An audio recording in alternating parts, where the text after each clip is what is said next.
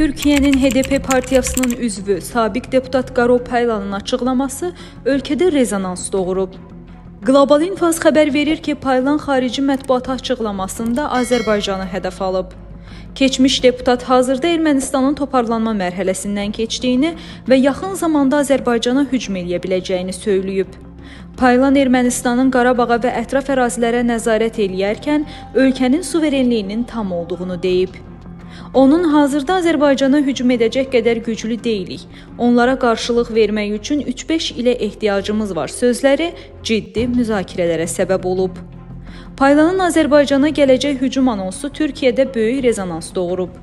Türkiyə parlamentində deputat olmuş, bu ölkədə doğulub böyümüş birinin Ermənistandan vətəni kimi bəhs etməsi narahatlığa səbəb olub.